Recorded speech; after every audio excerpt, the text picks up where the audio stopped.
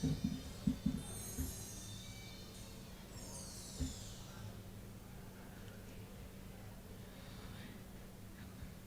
hadirin dipersilakan berdiri.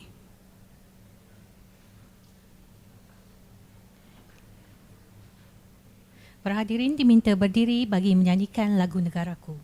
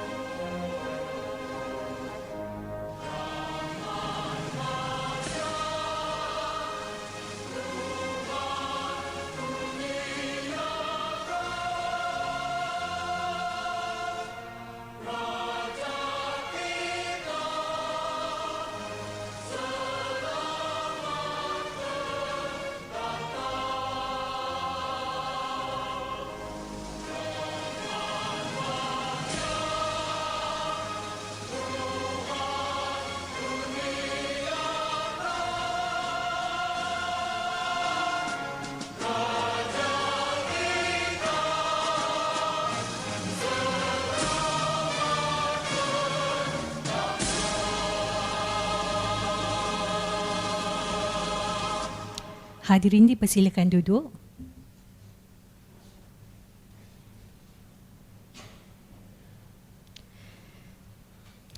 Assalamualaikum warahmatullahi wabarakatuh dan salam sejahtera. Yang berbahagia Tan Sri Datin Paduka Dr. Zeti Akhtar Aziz, yang berbahagia Profesor Emeritus Yang berbahagia Tan Sri Datin Paduka Dr. Zeti Aziz, yang berbahagia Profesor Emeritus Datuk Dr. Haji Asma Haji Omar, yang berbahagia Datuk Kapten Profesor Emeritus Dr. Hashim Yaakob, Chancellor College Universiti Inovatif Malaysia, Naib Chancellor Universiti Malaya ke-8 dan isteri Datin Profesor Sri Nur Estri Abdul Malik, yang berusaha Profesor Dr. Zamrazi, Timbalan Naib Chancellor Hal Ehwal Pelajar Universiti Malaya, yang berusaha Profesor Insinyur Dr. Kaharudin Dimyati, Timbalan Naib Chancellor Penyelidikan dan Inovasi Universiti Malaya, Barisan Pengurusan Universiti Malaya, rakan-rakan akademik, para pelajar, tuan-tuan dan puan-puan yang dihormati sekalian. Selamat datang ke program Telaah @UM, menginspirasi minda, menyemarakkan ilmu. Untuk makluman para hadirin sekalian, sebentar tadi kita telah diperdengarkan dengan alunan lagu Piring Hitam daripada koleksi khas Perpustakaan Universiti Malaya. Bagi yang berminat untuk menikmati sesi pendengaran, para hadirin dialu-alukan untuk menghubungi pihak perpustakaan bagi maklumat lanjut.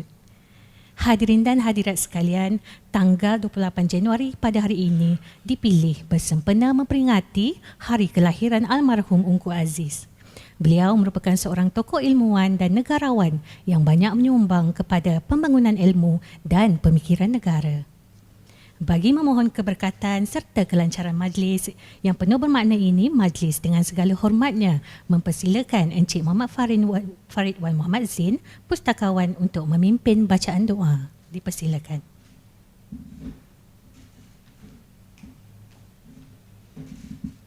Assalamualaikum warahmatullahi wabarakatuh. Para hadirin sekalian, marilah sama-sama kita hadiahkan Al-Fatihah buat almarhum Pak Ungku. Bagi yang bukan beragama Islam, mohon bertafakur. Al-Fatihah.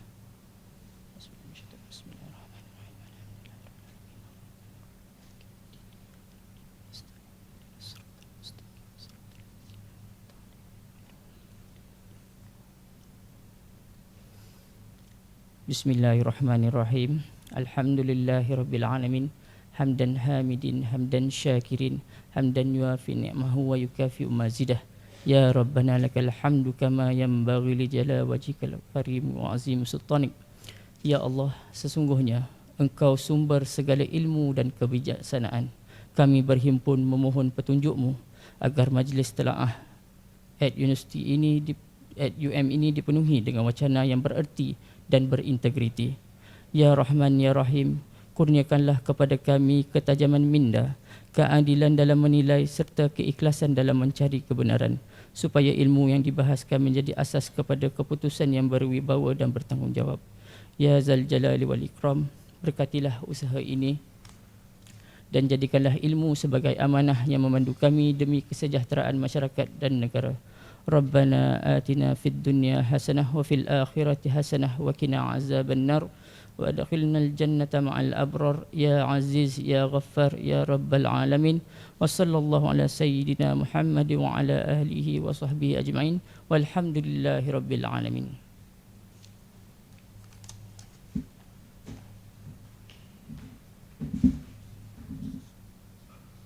Amin amin ya rabbal alamin. Terima kasih Encik Muhammad Farid Wan Muhammad Zain di atas bacaan doa sebentar tadi.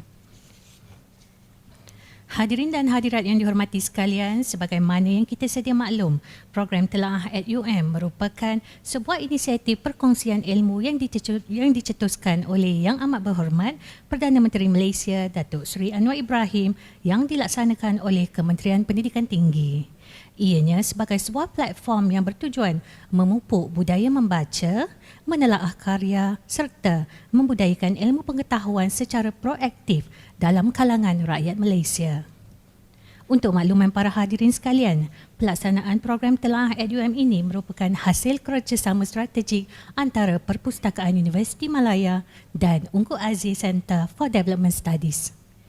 Bagi sesi sulung program Telaah pada hari ini, majlis dengan segala hormatnya menjemput Yang Berbahagia Kapten Datuk Profesor Emeritus Dr. Hashim Yaakob, Chancellor College University Innovative Malaysia, Naib Chancellor Universiti Malaya ke-8 selaku moderator.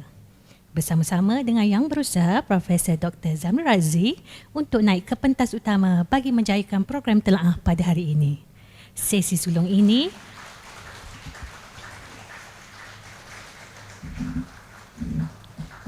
Untuk makluman para hadirin, sesi sulung ini akan menelaah dua buah buku bertajuk Riwayat Ungku Aziz serta buku Royal Professor Ungku Abdul Aziz The Renaissance Man. Dengan ini dipersilakan.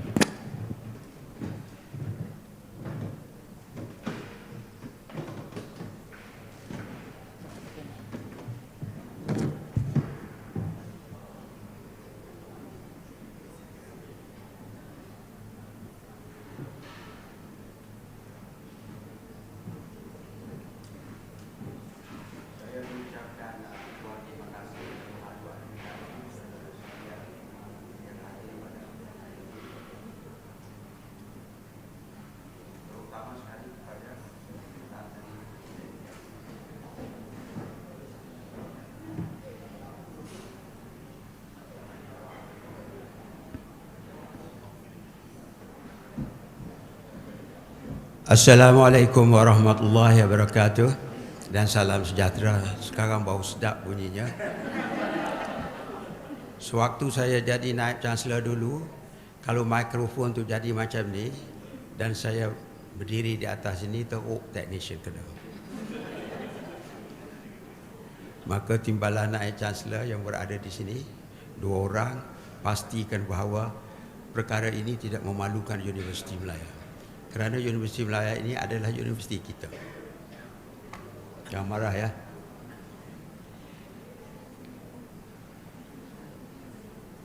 Yang amat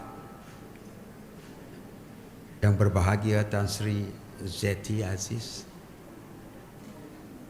majlis sangat sukacita kerana Tan Sri sudi datang pada hari ini.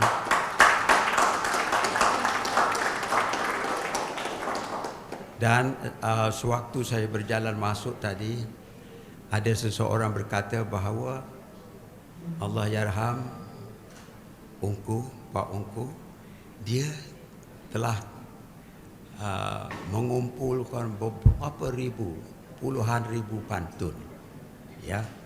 Dan saya pernah membaca pantun-pantun itu. Tetapi pada hari ini saya ingin menyampaikan sebuah pantun kepada anda-andanya, Tan Sri, kerana itulah barangkali salah satu daripada kegemaran Allahyarham Pak Ungku. Gini bunyi puisinya yang saya karang. Sudah lama saya karang ini, hanya menantikan Dr. Zamri memanggil, menjemput saya sebagai moderatornya. Pada mulanya dijemputnya orang lain, dia tidak fikirkan saya, tetapi saya, sebab ini adalah suatu majlis yang penting, maka saya offered myself to him.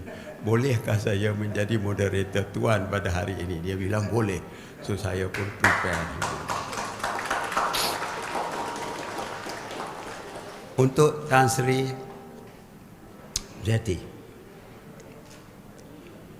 burung terbang membawa jerami, terbang turun ke pohon rembia. Hadirnya Tan Sri ke majlis ini, ke hati kami membawa bahagia.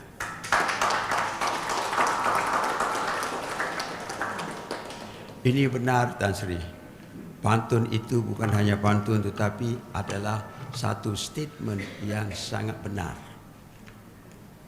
Kehadiran Tan Sri membawa bahagia. Profesor Abu Bakar Hamid, seorang profesor yang tidak asing lagi di Universiti Malaya dan namanya yang tersohor, ada bersama kita di sini. Terima kasih Profesor Abu Bakar Hamid.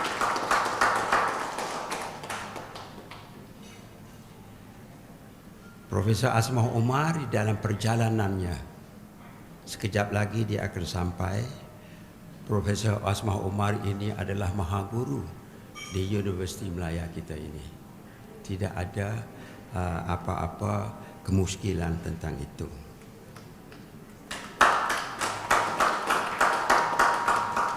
Profesor Kaharudin Dimyati, Timbalan Naib Chancellor. Tadi dia bilang, saya sudah lupa padanya. Tapi saya bilang saya tidak pernah lupa. Cuma tak ingat sedikit. Sebab nama Profesor Kaharudin Dimyati itu tidak simple dan maknanya sangat tinggi. Tidak seperti nama Hashim Yaakob. Siapa pun boleh ingat. Sebab itu adalah nama yang sangat common. Isteri saya yang duduk di sebelah kiri sana itu tidak perlulah saya cakap apa-apa. Sebab saya hanya perlu cakap di rumah sahaja. Saudara dan saudari sekalian yang saya hormati, Profesor Zamri Razi, terlupa saya tadi. Sebab saudara di sebelah kiri dan yang lain itu di sebelah kanan. Profesor Zamri Razi ini adalah orang yang mencetus tentang segala apa yang kita ketahui mengenai Allahyarham Ungku Aziz, dan dia adalah peminat yang pertama. Saya sudah melihat slide dan diprepare oleh Zamri ini, dan saya lihat dia memang ahli di dalam ini. Dia mengetahui banyak perkara. Dia prepare-nya gambar-gambar yang kita tidak pernah tengok. Jadi saya minta tuan-tuan dan puan-puan sekalian, setelah dia mengambil alih daripada saya sekarang di sini, supaya pay a lot of attention, dan tuan-tuan puan-puan sekalian akan mengerti betapa besarnya nama Allahyarham Ungku Aziz ini. Saya pernah menulis, yaitu satu buku di sebalik seorang tokoh. Orang menulis tentang kehebatan Allahyarham mengenai tabung haji, ekonomi dan sebagainya. Tetapi saya tidak tulis itu sebab ramai orang telah menulis hal itu dan dia tersohor, terkenal dengan itu.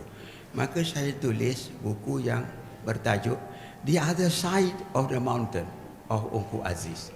Cerita-cerita yang saya tahu ini adalah cerita yang diberitahu personally kepada saya oleh Bonda Tan Sri Zeti, dan juga oleh Tan Sri Zeti juga sedikit-sedikit gini. Ini bukunya, ya, buku yang saya tulis. Sebab kita sayangkan Profesor Ungku Aziz, sebab itu kita tulis. Sebab itu kita namakan hostel ni kediaman pelajar after Ungku Aziz. Kemudian kita namakan satu balai di Fakulti Pergigian Balai Ungku Aziz. Betul Zamri kan? Kita namakan, sebab itulah kita rasakan perkara yang kita harus buat. Now then, Profesor Zamri Razi ini bukan calang orangnya. Saya sebutkan sedikit ya mengenai dia. Dia adalah Deputy Vice Chancellor Student Affairs. Jawatan saya yang saya pegang lama dulu jatuh kepada dia sekarang, Student Affairs. And he was the Dean of Dental Faculty. Dia tulis dalam bahasa Inggeris. Saya baca dalam bahasa Inggeris. Ini bukan salah saya ya. Dia Dekan Fakulti Pergigian Universiti Malaya dulu, dan dia juga adalah Chairman, pengerusi Malaysian Dental Deans Council. So kalau dentistry itu dia Chairman of Deans Council. Besar pengaruhnya ini. Kalau mau minta apa-apa, carilah dia. Now he obtained a specialist degree daripada University of Leeds. Lama dulu. United Kingdom. Dan dia adalah juga membership. Membership ni kalau sekarang ini seperti fellowship. Fellowship ini diambil dengan sama ada melalui examination atau melalui penghormatan yang diberi. Habis Royal Colleges of Surgeons and Physicians, including dentistry di bolotnya. Seperti he is membership of the college, the Royal College. Ini bukan main-main ni, Royal College ni. Royal College of Surgeons of England. And he is also membership in orthodontics from the Royal College of Surgeons of Edinburgh. Membership of Royal College of Physicians of Surgeons of Glasgow. And fellowship of the Faculty of Dentistry from the Royal College of Surgeons in Ireland. Habis UK itu di bolotnya.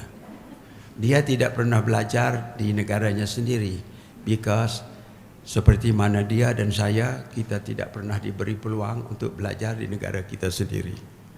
Maka kita keluar negeri. Ya. Baik. Dan Profesor Zamri adalah a PhD or DPhil holder daripada University of Oxford. Anda sekalian tak ada pun dapat daripada PhD Oxford, tepuk tanganlah sedikit.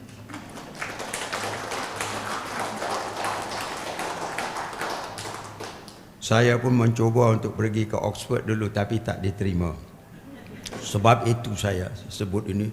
Tapi tuan-tuan tidak mahu pun tepuk tangan sedikit. Kalau tepuk tangan tadi, mana tahulah kita akan pergi ke sana. And he is Fellow of Academy of Sciences Malaysia. Dan currently, Zamri ialah Honorary Professor at Tashkent State Dental Institute, which is a leading dental institute in Central Asia. He has done very well, ya timbalan naik kelas. Saya tidak mau teruskan lagi sebab ada 100 pages of his CV di depan saya ini. Maka saya berhenti di sini dulu. Nanti bila ada ketikanya, nanti saya sebut yang lain-lainnya. Now dengan sukacita saya menjemput Profesor Dr. Zamri Razi untuk membicarakan tentang Allahyarham Ungku Abdul Aziz, orang besar negara kita yang banyak jasa, yang membawa banyak kemajuan, yang jasanya tidak bisa dibilang, tidak bisa dikira. Silakan Profesor. Ya.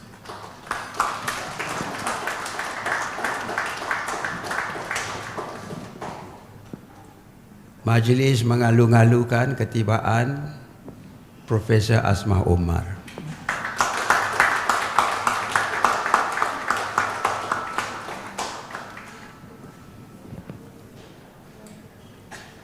Selamat datang Profesor Asmah Omar. The seat right in front here.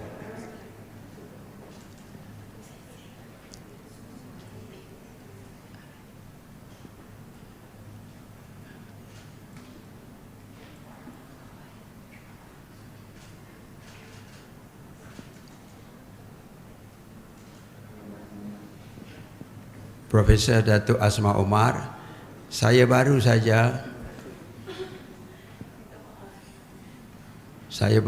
menyatakan bahawa Profesor Asmah adalah Maha Guru di Universiti Melaya kita ini.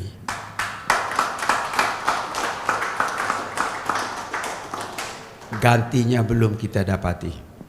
Sekian, terima kasih Profesor.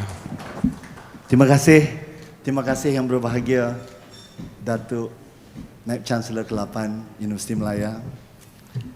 Menjadi satu kebanggaan untuk saya sebagai yang memulakan siri telaah Universiti Melaya dan sekaligus menjadi satu yang amat gemetar untuk bercakap tentang seorang tokoh yang sangat besar di hadapan saksi hidupnya yang merupakan anak-andanya sendiri dan juga penulis-penulis bukunya.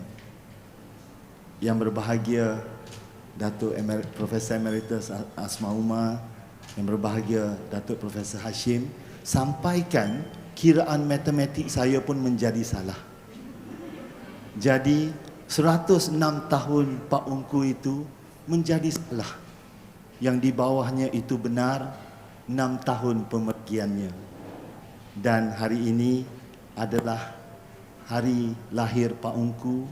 Sekiranya beliau berada di sini, kita akan merayakan 104 tahun Pak Ungku. Dan menjadi satu kebesaran juga dan satu majlis yang istimewa dan amat mengharukan kerana berada bersama kita adalah orang-orang yang besar yang mana telah banyak berjasa untuk Universiti Melaya. Dan hadir bersama kita selain dari Datuk Profesor Hashim adalah Datuk Profesor Emeritus Bakar Hamid. Terima kasih Datuk.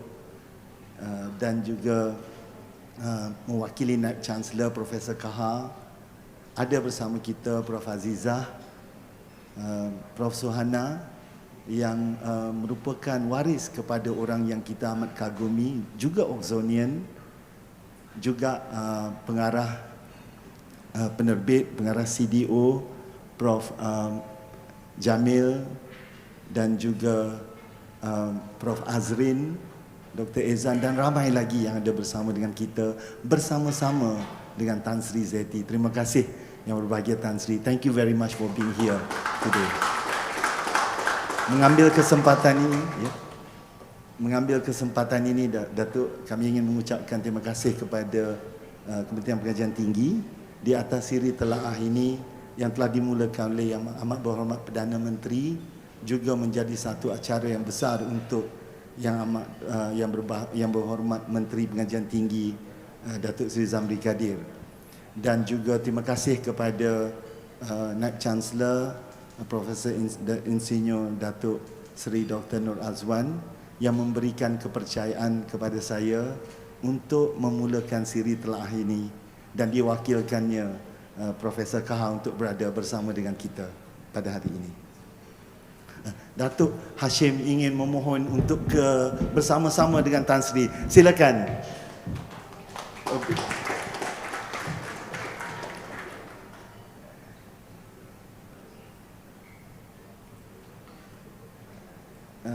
Mohon dibantu untuk teknikalnya.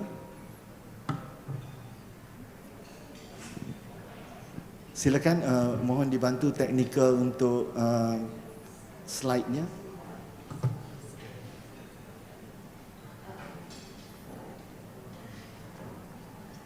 Ya, hari ini adalah hari di mana bukan secara kebetulan dua buah buku yang besar karyanya yang syarat ditelaah bersekali. Pertamanya adalah ianya ditulis kesemua sekali oleh kesemua Profesor Emeritus Universiti Malaya. Keempat-empat, tepukan untuk keempat-empat Profesor Emeritus ini, yang mana sebagaimana yang kita tahu, Pak Ungku ketika hayatnya menyanjung tinggi gelaran Profesor Emeritus ini. Dan bukan saja kebetulan, buku yang pertama itu, Riwayat Ungku Aziz, diterbitkan oleh Dewan Bahasa, yang mana beliau sendiri merupakan pengarah yang pertama Dewan Bahasa dan Pustaka. Di dalam bahasa Melayu, dan yang keduanya, The Renaissance Man, diterbitkan oleh Universiti Malaya Press, penerbit yang telah diangkat oleh Pak Ungku menjadi penerbit universiti yang terkemuka dan tersohor itu.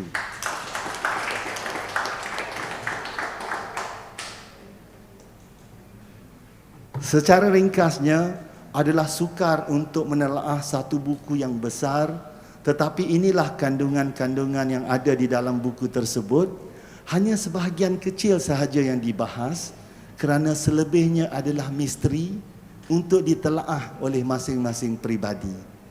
Jadi di luar sana nanti ada buku-buku ini, tidak banyak pada hari ini, tetapi cukup untuk kita telaah kemudian. Inilah cerita-ceritanya sebagai tokoh bahasa. Profesor Emeritus Datuk Dr. Asmah Umar memulakan dengan tokoh dan ketokohan.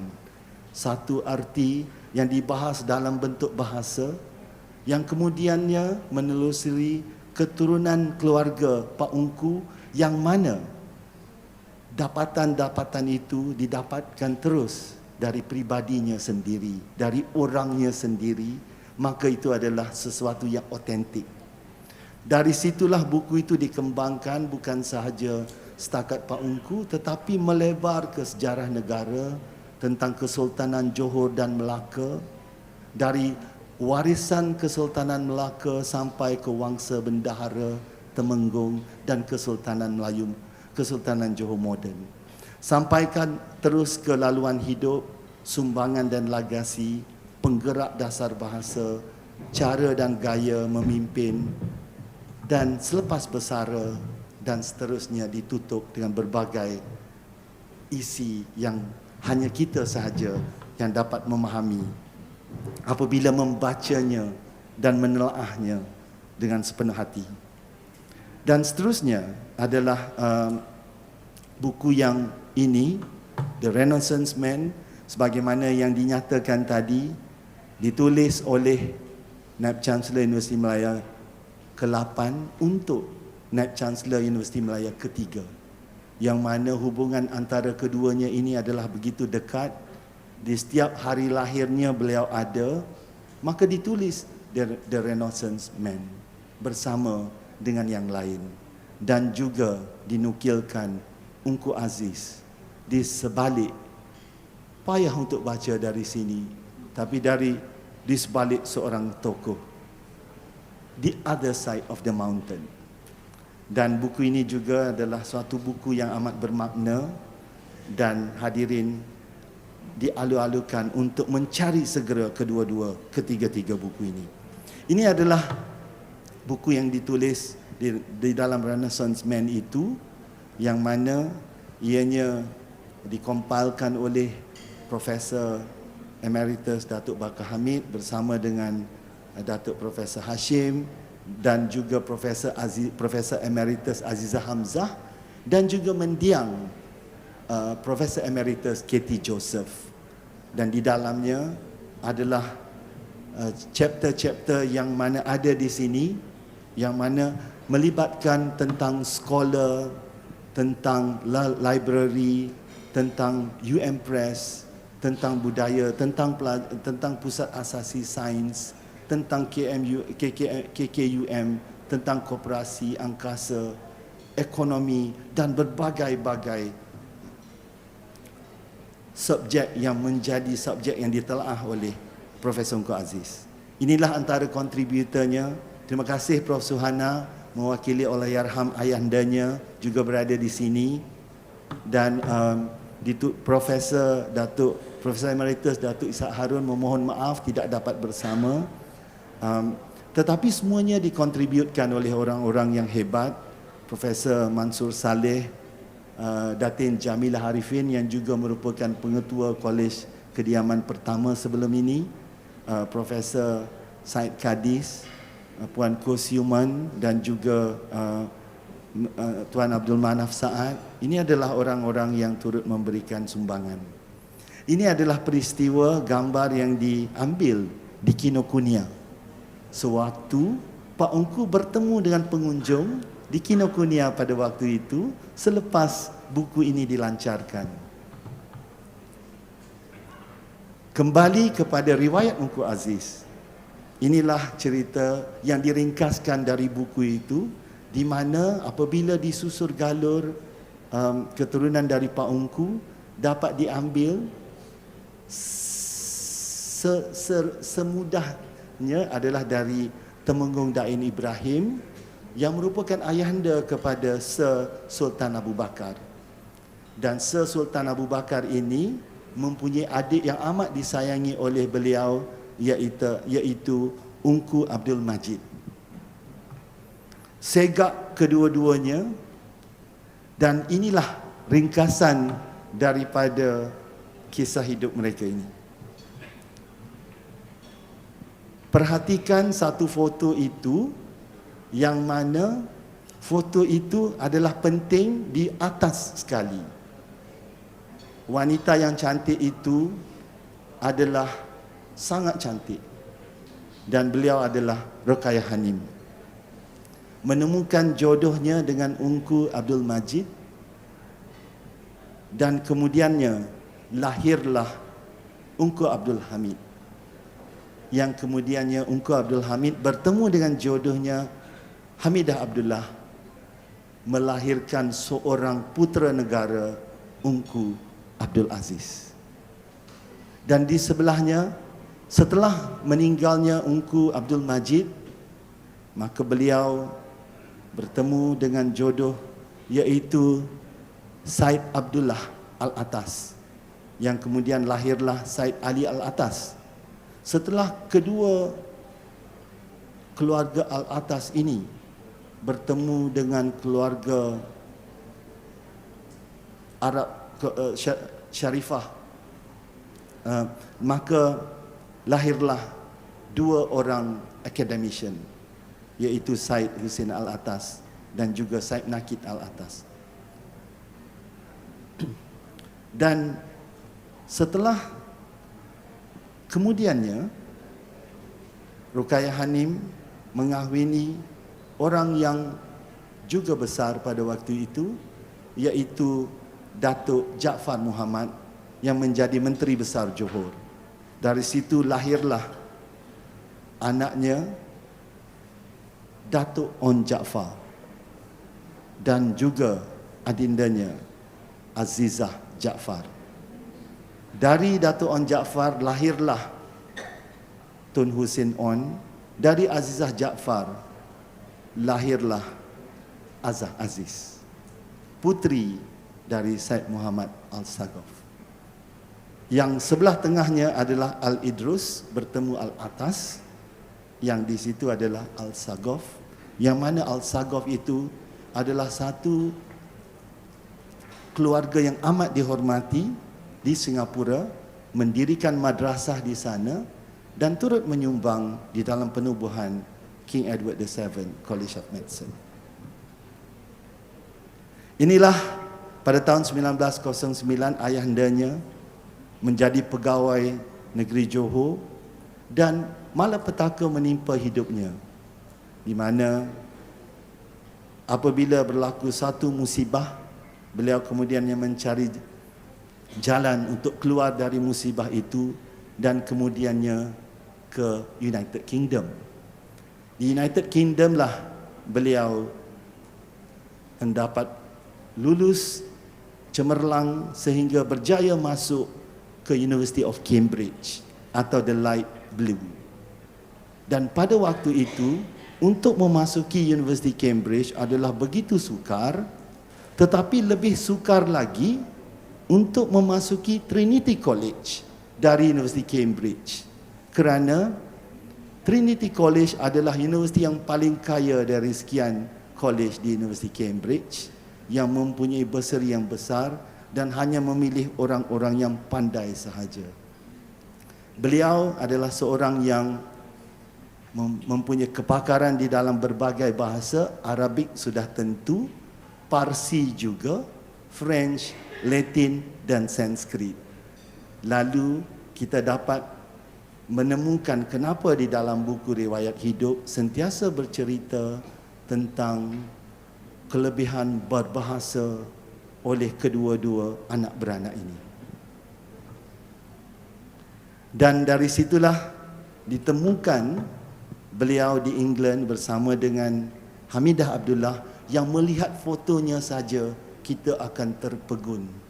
Kecantikannya yang tiada tara dan orang di sebelahnya yang sangatlah berbudaya, juga sepanjang hidupnya terlalu banyak membaca, mengetahui tentang arts dan culture dan juga civilization, dan sering juga ke Portobello, sebuah pasar yang menemukan ramai orang di England dan London itu.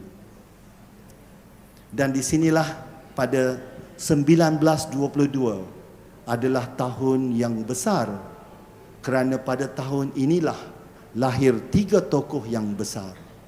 Satunya pada 28 Januari menjadi tokoh akademik terkemuka negara. Duanya pada 12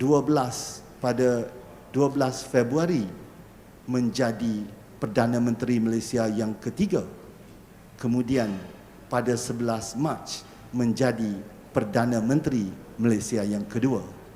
Demikianlah Januari, Februari dan Mac melahirkan Pak Ungku, Tun Hussein On dan Tun Razak. 1922 adalah tahun yang besar untuk dunia. Dan Pak Ungku dilahirkan di Hampstead, dan namanya barangkali diabadikan sempena nama bapa saudaranya yang begitu dekat di hati ayahandanya.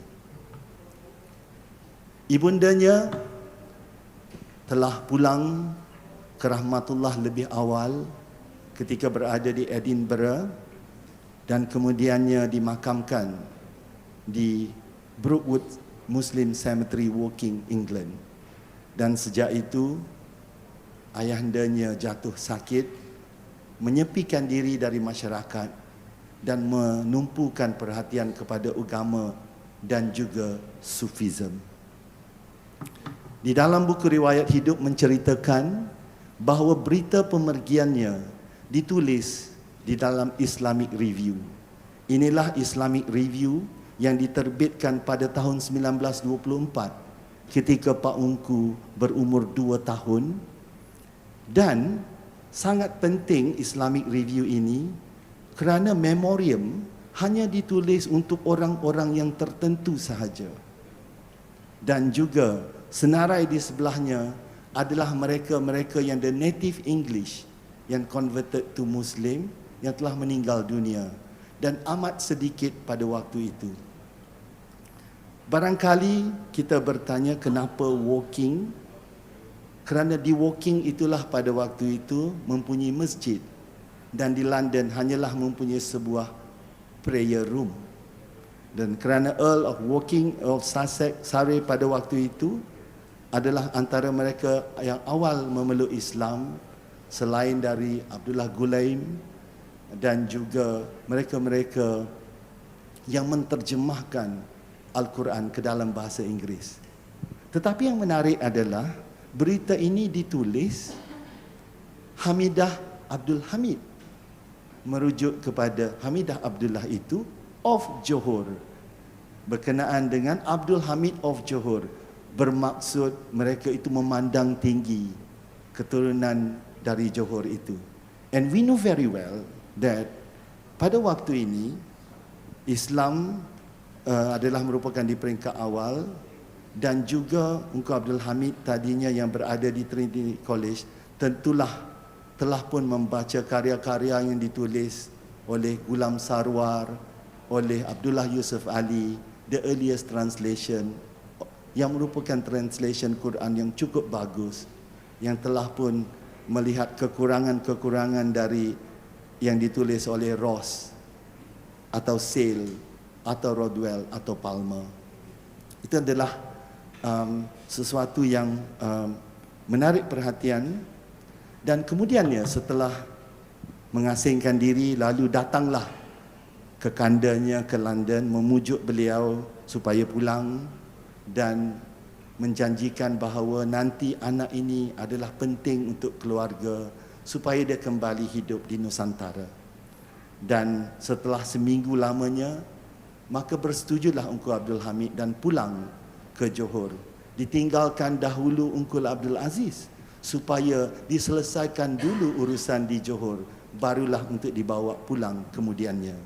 Dan Engku Aziz pada waktu itu tinggal bersama neneknya, iaitu Mrs. White, yang merupakan seorang Inggeris yang berkahwin dengan seorang Armenian.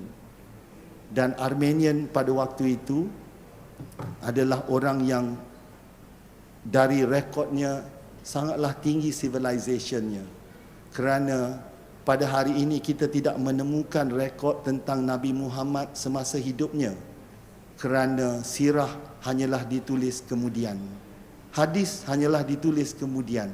Tetapi dari catatan Armenian menulis, pada waktu sekarang itu kami dengar dari semenanjung Arab ada seorang merchant, pedagang, yang mana baik orangnya dan juga luhur pekertinya, dan dia dipanggil Muhammad pada zamannya, pada waktu itu.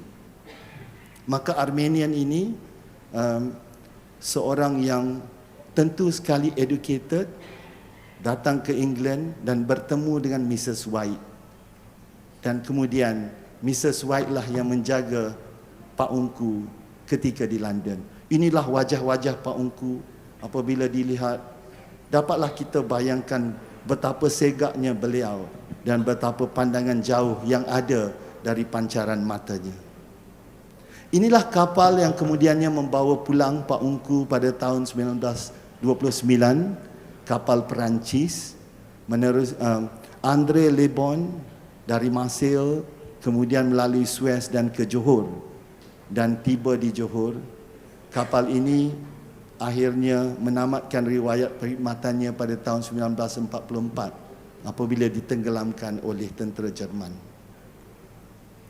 Pada tahun 1930, sebelumnya setahun di Johor, Pak Ungku kemudiannya ke Batu Pahat. Pada umur 8 tahun, memasuki sekolah Arab tidak lama, tetapi kemudiannya ke sekolah Melayu. Di sanalah beliau mempelajari, melihat tentang kehidupan rakyat dan orang-orang di kampung, tentang kemiskinan, tentang derita ganda manusia. Lalu pada waktu yang sama ketika beliau berada di sana, seorang yang terkenal dari Jepun, poet dan juga painter, Mitsuharu Kaneko, melawat Batu Pahat, yang mana dapat difahamkan kumpulan masyarakat Jepun pada waktu itu adalah lebih dari 400, dan tentu sekali ada kaitan dengan cerita bangunan yang ada di sini.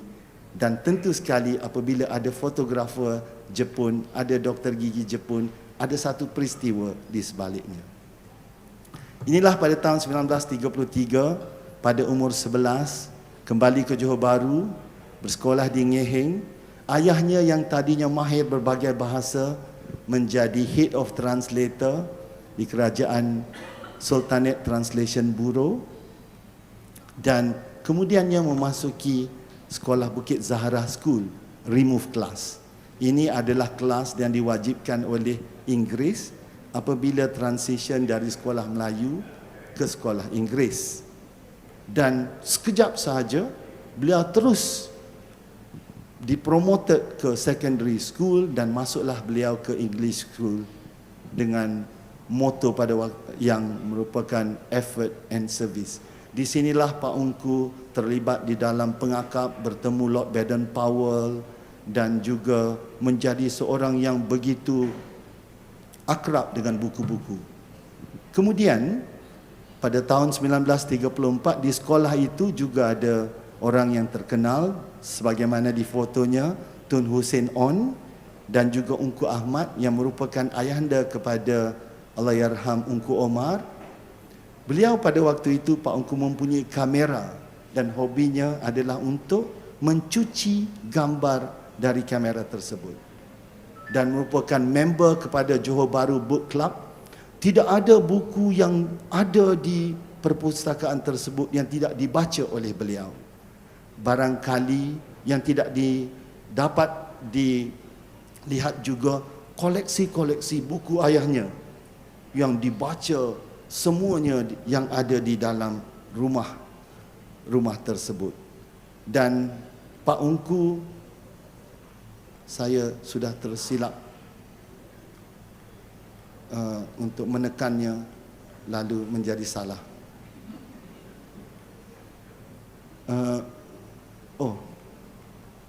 Maafkan saya. Ke mana, ke depan atau ke belakang? Oh, sorry. I make a mistake.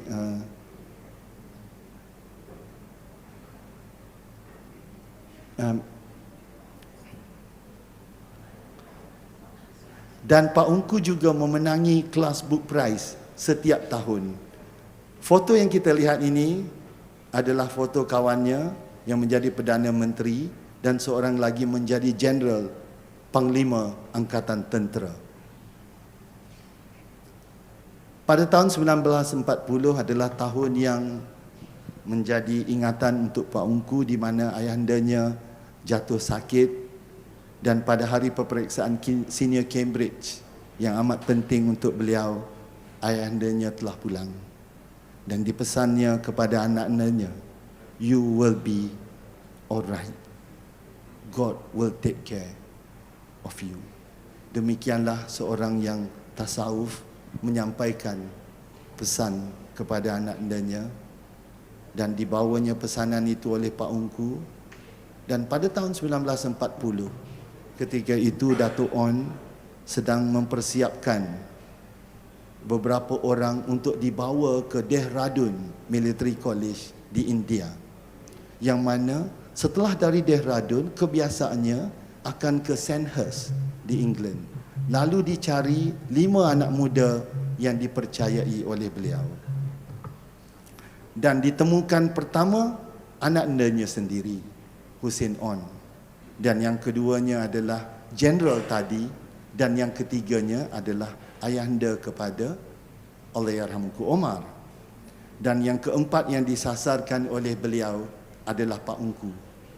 Tetapi jawapan dari Pak Ungku pada waktu itu adalah, ini adalah yang ditulis di dalam riwayat Ungku Aziz. Tulisan dari Profesor Emeritus Asma Umar. Bunyinya begini. Perbicaraannya ini terlalu jauh laptop ini. Perbicaraannya adalah, Dato' On, do you want to be a lorry driver? Katanya kepada Ungku Aziz. Dan Ungku Aziz menjawab, I want to study, then get a job.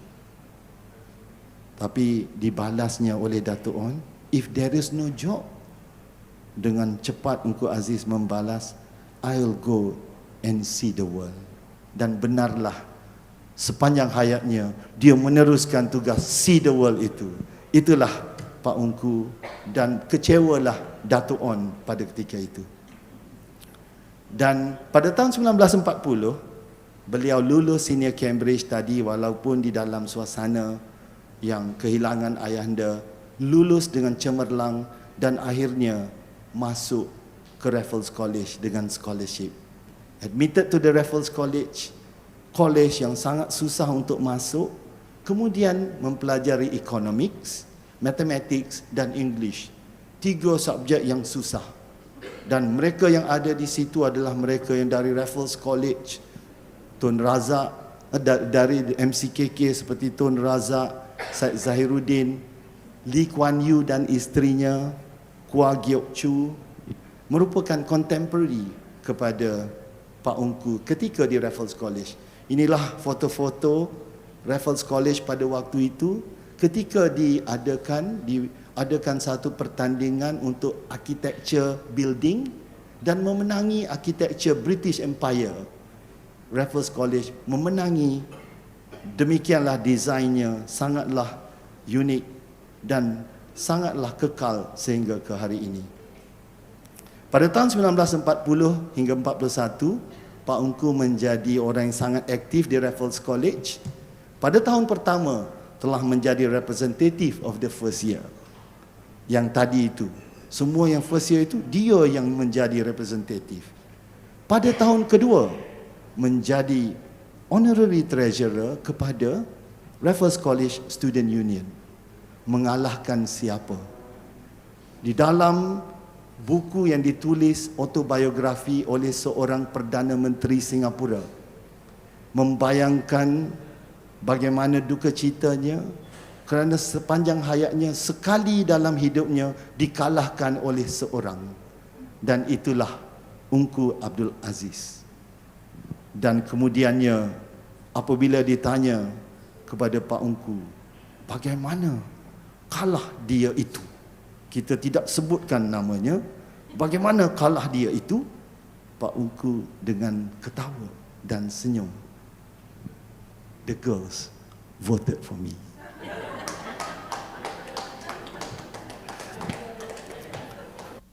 That was, if you look at the books, the Singapore story, you will find how so the man was and is. And pada tahun 1940, inilah guru-gurunya Pak Ungku. Dari ekonominya, Profesor Silcock, ya, Alexander Oppenheim dan juga Profesor Gillett, ya. Ketiga-tiga inilah Oxonian, ya. Ketiga-tiganya adalah dari Oxford University. Maka banyaklah tradisi-tradisi Oxford di Raffles College itu yang dibawa ke Raffles College. Contohnya term yang ada di sana, Michaelmas, Hillary dan Trinity adalah sama seperti tempat di mana Prof Su berada. Jadi pada tahun 1940 menjadi satu teka-teki pada kita, di manakah Pak Ungku berada? Apakah beliau berada di hostel pada waktu itu atau di mana beliau ketika berada di Raffles College? Maka ditanyakan pada seorang yang menjadi saksi hidup, dan jawapannya adalah kemungkinan besar beliau tinggal di asrama ketika berada di Raffles College. Dan menjadi teka-teki pada kita sama ada di Federal Hall atau di Eu Tong Sen Hall, kerana kedua-duanya menempatkan 60 pelajar, dan kemungkinan besar adalah di Federal Hall atau FMS Hall, kerana FMS Hall memberikan dana yang besar kepada Raffles College.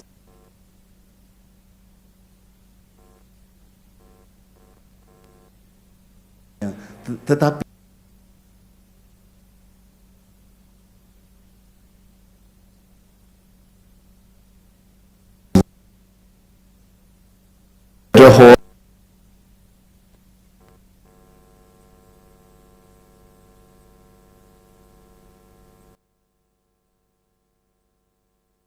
di depan dan menjadilah Raffles College.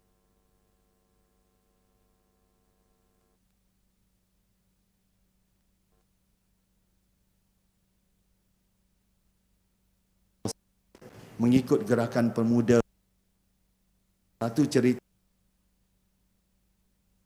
untuk orang-orang. Pada tahun beliau yang telah diletupkan oleh British untuk menyekat kemarahan Jepun ke Singapura. Dan disitulah beliau mengangkat batu, mengangkat guni batu, tetapi akhirnya mengetahui beliau adalah dari kerabat diraja, kemudiannya diajar bahasa Jepun dan kemudiannya mendapat scholarship untuk ke Jepun. Inilah orang yang sangat garang, singa Melaya, dan inilah Tambak Johor. Dan di situlah beliau bertemu dengan keluarga Tokugawa, iaitu Tokugawa Yoshimoto, yang mana di dalam cerita riwayat Engku Aziz turut menceritakan tentang Tokugawa ini. Sangatlah kaya buku yang kita bahaskan ini kerana ceritanya adalah terlalu banyak. Maka ke Jepunlah beliau pada tahun 1941 dengan kapal bersama dengan rakan-rakannya, dan setelah 9 bulan mengikuti kursus bahasa Jepun, memasuki Universiti Waseda yang diasaskan oleh Shigenobu Okuma, yang mempunyai falsafahnya sendiri di dalam menubuhkan universiti. Dan pada waktu itulah beliau berpakaian seperti orang-orang sesama angkatan dengannya, berambut pendek. Dan ketika di sana, kita bertanya lagi kemungkinan di manakah beliau tinggal. Melihat foto ini dan dari cerita-ceritanya, kemungkinan beliau juga tinggal di rumah keluarga kerajaan Tokugawa itu. Dan dari situ setelah bom yang sentiasa, belum lagi bom atom, sentiasa dihalakan ke Tokyo, maka beliau diminta untuk kembali ke Johor. Beginilah yang dikutip dari video yang didapatkan dari anak andanya sendiri. He recollected that it was a miraculous journey home from Japan. The Tokugawa family has helped put him on a train to a port where he boarded a Red Cross boat in the midst of bombs that were shelling in the area. Terima kasih Tan Sri Zeti atas cerita-cerita yang jarang kita dengar ini. Thank you very much for this. Profesor Emeritus Datuk Hashim melihat ke arah saya supaya memperlajukan cerita ini, dan saya akan selesaikan di dalam masa yang terdekat 100 slide sini. Pada tahun 1945 kembali ke Johor, kemudian bekerja dan tinggal di Batu Pahat di rumah Datuk On. Di sinilah berlaku cerita-cerita penting tentang interaksi beliau dengan beberapa orang sebaya dengannya. Dan di sinilah juga beliau kemudiannya bekerja, dan upahnya adalah di dalam bentuk rokok yang kemudiannya dapat ditukar kepada benda lain. Pada tahun 1946, dan ini penting kerana pada tahun inilah bila bertemu seorang yang kita nyatakan awal tadi, sungguh cantiklah beliau, dan sungguh berbudayalah beliau, dan sungguh pandailah beliau, tetapi termakan pujukan dari Pak Ungku untuk mengahwininya, dan dijanjikan untuk mendapat private tuition, private teacher dan private university, of which hanya raja-raja British di zaman dahulu saja yang mendapat keistimewaan tersebut. Maka mengahwini Ungku Aziz adalah sesuatu yang paling indah di dalam hidupnya. Dan 1947 adalah tahun-tahun yang sangat colourful. Pada tahun inilah Carl Saunders datang, komisionnya untuk menyatukan Raffles College dan juga King Edward VII. Dan pada tahun inilah juga anak-anaknya lahir, Tan Sri Zeti Aziz. Menyambut kegembiraan, tetapi dalam masa yang sama juga ada kesedihan kerana Mrs. White pada tahun yang sama telah pulang ke rahmatullah. Pada tahun 1949, maka digabungkan kedua universiti ini menjadilah Universiti Malaya, kedua kolej ini, dan dengan sijil dari Raffles College itu memungkinkan untuk masuk ke Universiti Malaya untuk degree dengan hanya tambahan setahun lagi. Pada tahun 50 memasuki Universiti Malaya, 51 lulus, dan kemudiannya menjadi staf Universiti Malaya. 53 mengenali lebih dekat Zakbar, seorang yang sangat dekat di hatinya, dan di sinilah, di tempat inilah kita abadikan nama perpustakaan ini sempena beliau Perpustakaan Zakbar. Dan Azhar Aziz yang sebelum ini giat di dalam aktiviti welfare di Jabatan Khidmat Masyarakat, yang kemudiannya memasuki Jabatan Sosial Universiti Melayu Singapura, kemudiannya bersama dengan Zakbar di Jabatan Pengajian Melayu. Pada tahun 56, ini adalah penting untuk negara kerana Kongres Bahasa yang ketiga ini, yang mana engineernya adalah Pak Ungku, disampaikan anugerah pendeta kepada Zakbar dan juga diilhamkan penubuhan Dewan Bahasa dan Pustaka. Pak Ungku menjadi pengarahnya yang pertama. 59 dan 57 seawalnya, Universiti Malaya dibawa ke Kuala Lumpur dengan Oppenheim sebagai Naib Chancellornya, Profesor Frederick Mason yang sebelumnya Dekan Faculty of Arts menjadi Prinsipal Kuala Lumpur yang pertama. Ditubuhkan sekian bangunan ini dan kemudian menjadilah beliau Senior Lecturer dan juga Head of Economics, dan kemudian 61 menjadi Professor of Economics. Pada tahun 62, berpisahlah kedua universiti ini, satu menjadi Universiti Malaya, satu menjadi Universiti Singapura. Dan emblem Universiti Malaya yang kita lihat hari ini adalah emblem yang direka oleh 3 orang ini. Naib Chancellornya, pengerusi kaunselnya dan juga Ungku Abdul Aziz. Dan Pak Ungku sentiasa mengangkat inaugural lecture. Dan pada tahun 63 beliau sendiri menjadikan contoh pada semua dengan menyampaikan inaugural lecture Poverty and Rural Development in Malaysia. 64 ke Waseda kembali mendapat Doktor Filosofi, dan pada tahun 65 menjadi Dekan Fakulti Arts yang kemudiannya menjadi Dekan Fakulti yang baru Economics and Administration. Pada tahun 68 ketika Dr. Griffith menjadi Vice Chancellor Universiti Malaya dan kemudiannya mendapati bahawa adalah lebih baik untuk beliau menyerahkan tugas Vice Chancellor kepada orang yang lebih berwibawa, dan pada masa yang sama juga beliau dijemput untuk kembali ke Universiti Oxford menjadi Presiden Magdalen College, one of the most highly regarded college, is the most highly regarded college di Oxford University. Maka diserahkan tugas Naib Chancellor kepada Pak Ungku.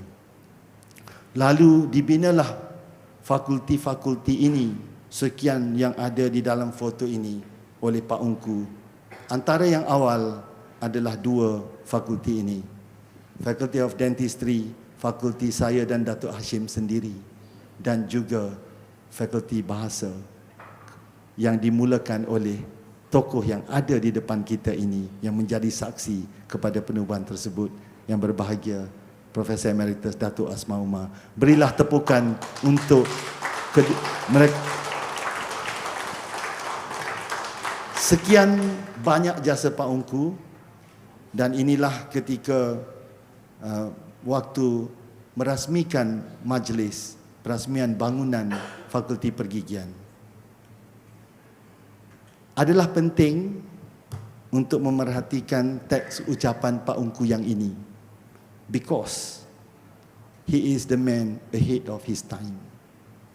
Dia adalah orang yang mendahului zaman, yang kekal sepanjang zaman dan timeless itu. Beliau mendahului zaman sebelum adanya Google dan Wikipedia, tetapi mengetahui terlalu banyak. Di dalam ucapannya ketika merasmikan ini, dinyatakan bahawa kebanyakan rujukan di dalam bahasa pergigian merujuk kepada orang-orang Eropah dan Barat, sedangkan orang Eropah itu sendiri selama 500 tahun, sejak tahun 1000, menggunakan teks yang ditulis oleh tokoh Islam Al-Zahrawi ini Islamic Spain.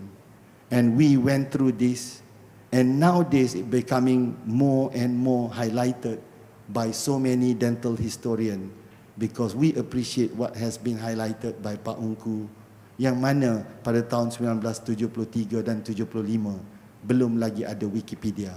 Tetapi Pak Ungku mengetahui all the details dan menceritakan di dalam teks ucapan beliau tentang peralatan-peralatan yang diciptakan oleh Al-Zahrawi ini.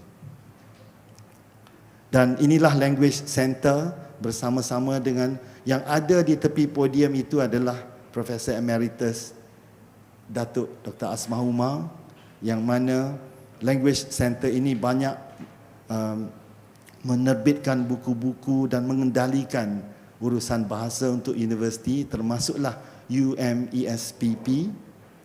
Culture Center, terlalu banyak peninggalan dari Pak Ungku.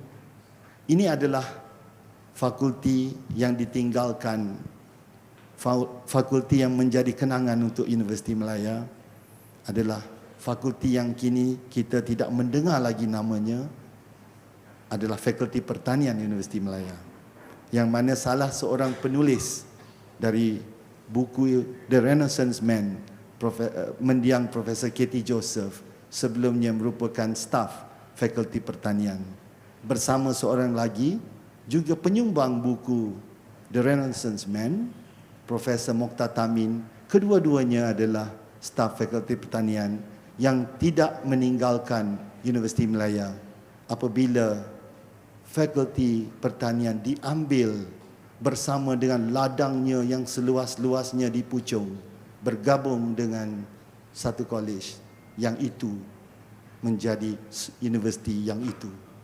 Dan cerita ini terlalu panjang ceritanya, dan foto itu adalah foto the first batch, ya. Dan dari bangunan yang ditinggalkan itu maka tertubuhlah Pusat Asasi Sains. Inilah foto-foto mereka yang diharapkan oleh Ungku Aziz semasa hayatnya dan yang diharapkan oleh Ungku Aziz setelah ketiadaan beliau untuk meneruskan Pusat Asasi Sains. Terima kasih Profesor Jamil yang ada bersama kita, yang bersama-sama dengan Pak Ungku.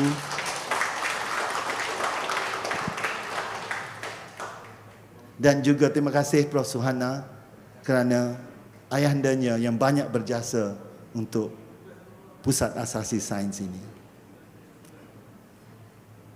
Inilah college yang ditubuhkan oleh Pak Ungku.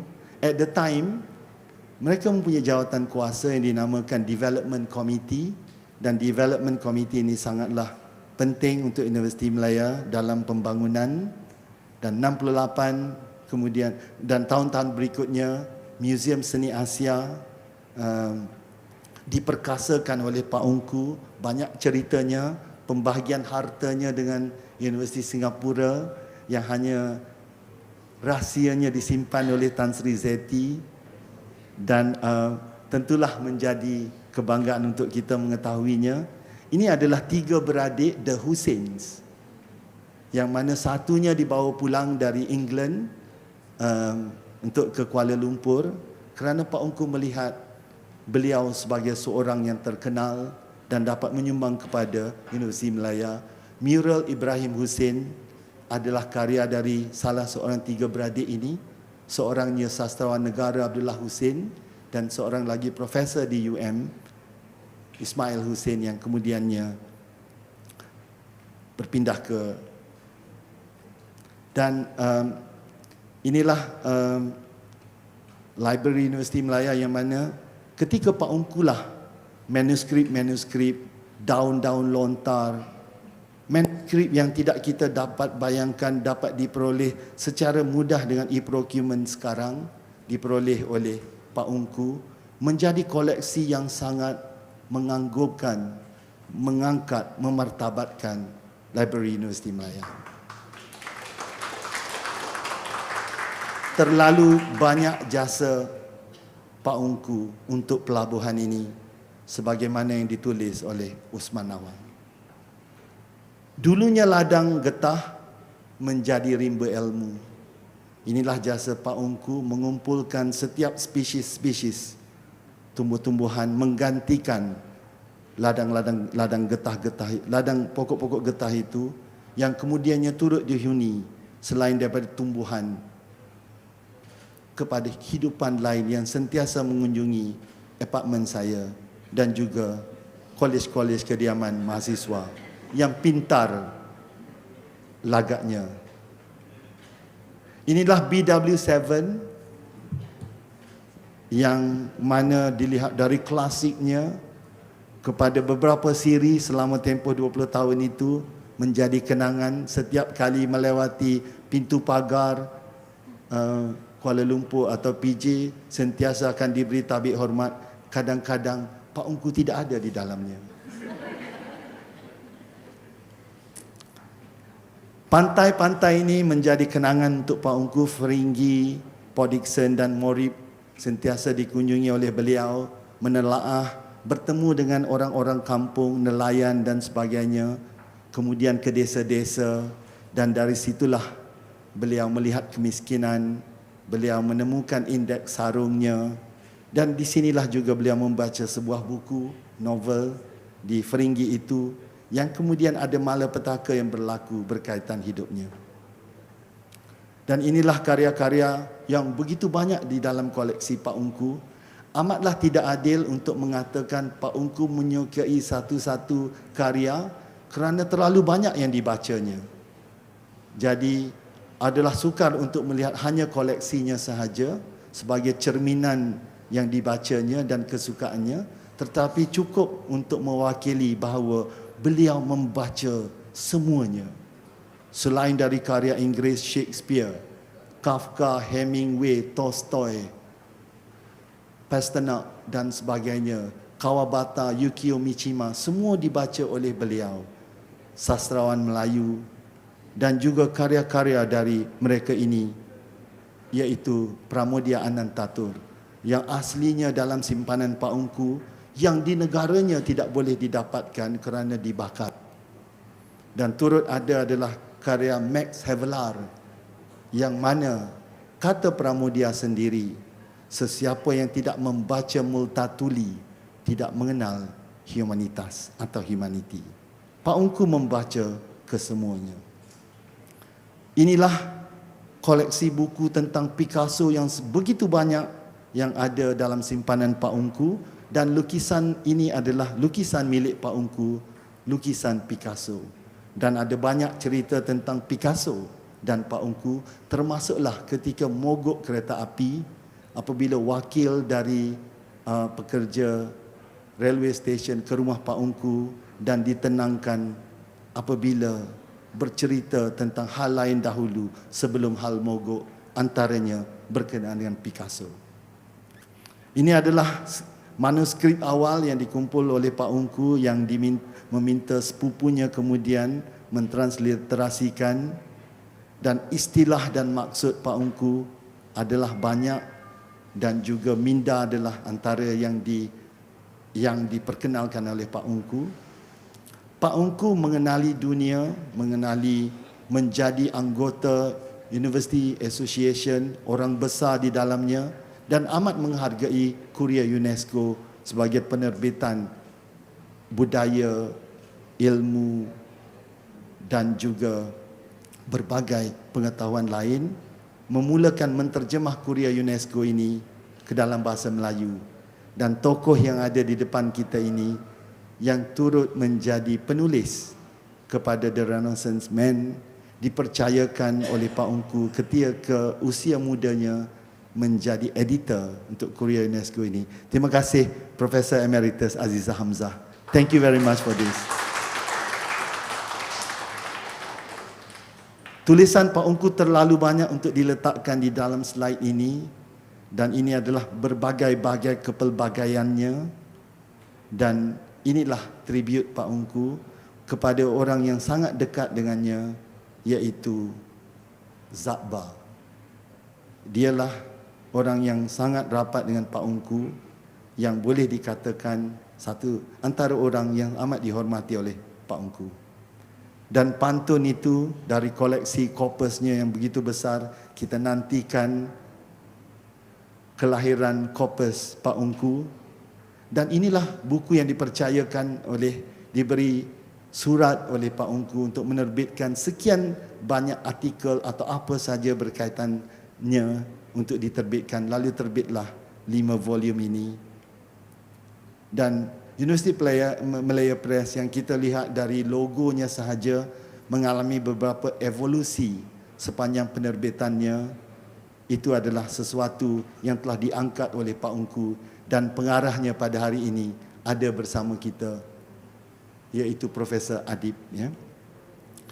Tabung haji, sebagaimana yang semua tahu, inilah usaha dari Pak Ungku, dari Perbadanan Kumpulan Wang Penyimpan Tabung Haji kepada Lembaga Urusan Tabung Haji, dan sekarang Tabung Haji adalah hasil dari beliau yang melihat orang-orang kampung menyimpan uang di dalam bantal, di atap, di siling, di dalam tabung buluh menjadi tabung haji. Pada tahun 78, beliau dianugerahkan Royal Professor, satu gelaran yang amat tinggi yang hanya beliau yang layak untuk memegang jawatan Royal Professor ini. Dan pada di dalam tahun yang awal, sebagaimana yang ditulis di dalam Renaissance Man, bahawa telah datang seorang academician dari Sri Lanka yang juga merupakan orang besar yang pernah duduk di dalam Senate University of Ceylon sebelum universiti tersebut menjadi Universiti Paradenia, berpindah ke Kandy, yang mana Naib Chancellor pada waktu itu adalah Sir Ivor Jennings. Sir Ivor Jennings ini adalah tokoh undang-undang yang turut membuat draft untuk Perlembagaan Malaysia, menjadi Vice Chancellor Universiti Ceylon atau Paradenia, dan mengikut Stanley Kalpage ini sebagai Chairman of the Senate. Your Ungku Aziz was a far superior chairman. Shall we give a big round of applause? Far superior dan orang yang kemudian menjadi Vice Chancellor University Cambridge, Sir Ivor Jennings. Inilah pada tahun 1988 tidak kita nyatakan apakah yang berlaku, tetapi setelah 20 tahun mengabdi, Pak Ungku meninggalkan universiti ini sebagai Naib Chancellor, dan diraikan sedemikian. Lihatlah bunga manggar itu, dan lihatlah yang tampan berada di sebelahnya, hari ini berada bersama kita. Terima kasih Profesor Emeritus Bakar Hamid for being here this morning. Dan majlis itu adalah majlis yang di dalam koleksi Prof. Asma Umar. Pada tarikh persaraannya adalah persaraan Ungku Aziz, Pak Ungku adalah acara, dan inilah yang ditulis oleh Profesor Emeritus Naib Chancellor Universiti Malaya Kelapan. Genap 66 tahun usianya setelah menabur jasa tiada hingga, Pak Ungku meninggalkan Universiti Malaya. Pada tahun yang sama, beliau dianugerahkan Profesor Emeritus, disampaikan oleh Duli Yang Maha Mulia Tuanku Chancellor, dan pemidatonya adalah Profesor Mokhtar Tamin yang turut merupakan penyumbang kepada The Renaissance Man. Balai inilah yang dimaksudkan, yang ada itu antaranya yang mengambil foto adalah saya sendiri. Dan Balai Ungku Aziz inilah dinamakan untuk bangunan yang menjadi lambang Fakulti Pergigian dan juga Kolej Kediaman Ungku Aziz. Lalu di bangunan inilah, di balai inilah, ketika saya menjadi dekan, dimulakan syarahan peringatan Ungku Aziz, yang mana penyampainya yang pertama ada di sini, Profesor Emeritus Datuk Dr. Hashim Yaakob. Dan penyampainya yang kedua juga ada di sini, Profesor Emeritus Datuk Dr. Asma Umar. Terima kasih kerana atas segalanya dan juga kemudiannya anugerah Ungku Aziz. Inilah sijil-sijil kebesaran honorary degree dari berbagai universiti di dunia yang telah dianugerahkan kepada Pak Ungku. Dan inilah pada tahun 2005 ketika beliau menjadi Naib Chancellor, lalu Universiti Melaya menganugerahkan ijazah kehormat kepada Ungku Aziz. Tidak ada di dalam sejarah universiti ini seorang itu diberikan 3 atau 2 penghormatan ini. Kehormat dan Profesor Emeritus dan Profesor Diraja. Hanyalah Ungku Abdul Aziz.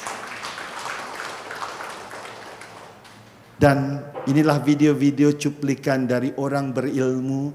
Tontonlah video ini, ketiga-tiga video ini, kerana video ini akan memberikan kekuatan kepada kita. Dan inilah anak kesayangannya. Setelah mengikuti jejak beliau tidak mahu keluar negara, kerana Pak Ungku juga tidak mahu keluar negara pada waktu itu. Anaknya juga tetap di Universiti Melaya dan hanya kemudian ke Philadelphia, UPenn, Amerika Syarikat mengikuti pengajian dan menjadi gubernur Bank Negara wanita pertama dan pertama di rantau ini. Thank you very much. We are most proud of you, Tan Sri.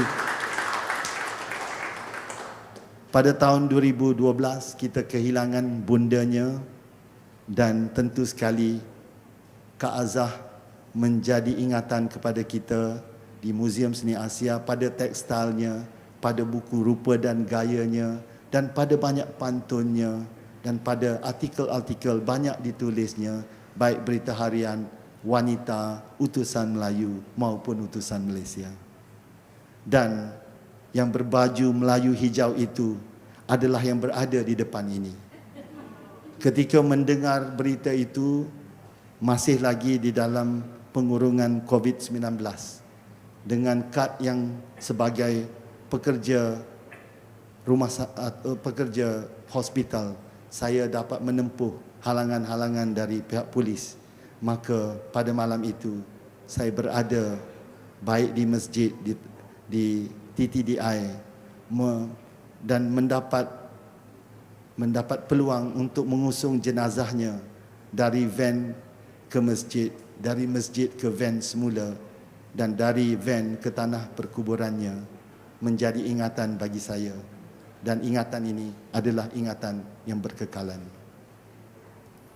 Foto yang ada di sebelah sana adalah foto yang ada di rumah saya, yang mana di bawahnya itu adalah foto anak saya ketika beliau belajar di St. Nicholas, Oxford. Dan foto ini sering ditanya oleh anak saya, mengetahui ayah saya telah meninggal dan wajah ayah isteri saya tidak sama dengannya. Bertanya, siapakah ini? Bapa siapakah ini? Menjawablah saya, inilah bapa bangsa kita.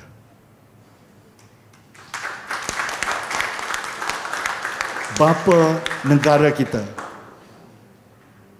Lalu ketika dewasa, ketika tanah masih merah, beliau bersama dengan yang berbahagia Profesor Emeritus Datuk Dr. Hashim Yaakob ke tempat abadi untuk Pak Ungku menyedekahkan Al-Fatihah dan Yasin.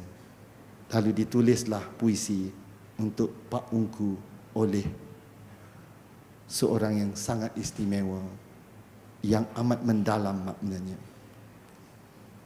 Pak Ungku bukan pulau. Pak Ungku bukan pulau itu.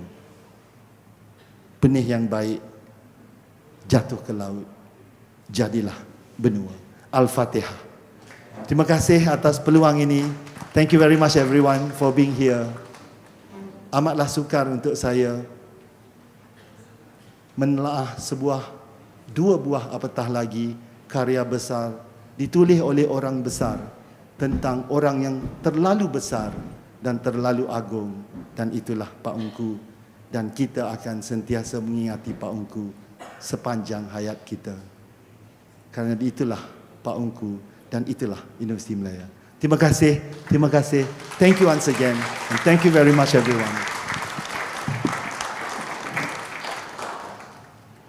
Profesor Zamri,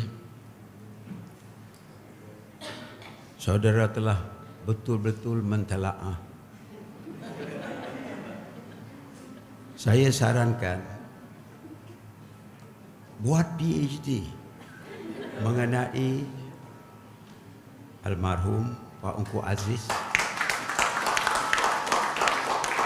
Sebab saudara kan sudah ada PhD dari Oxford, tentu pandai untuk membuat satu lagi PhD, tetapi register di Universiti Melaya, jangan di tempat lain.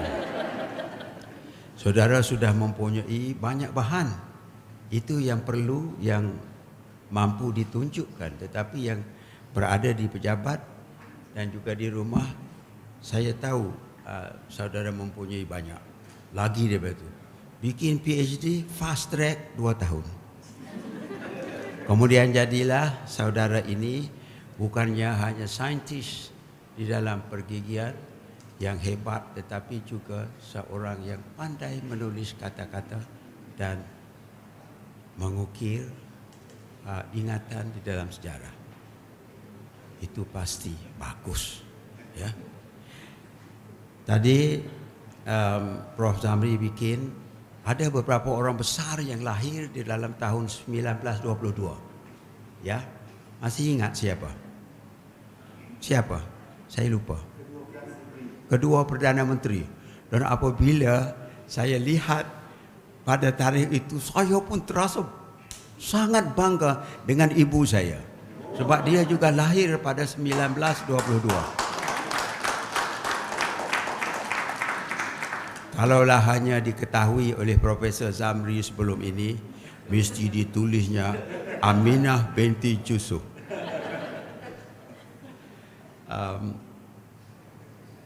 Saya mengucapkan ribuan terima kasih Zamri kerana pentalahan ini adalah sesuatu yang sangat-sangat perlu, dan di dalam perlakuan kita ini kita telah memberi penghormatan yang sangat baik kepada orang yang berjasa.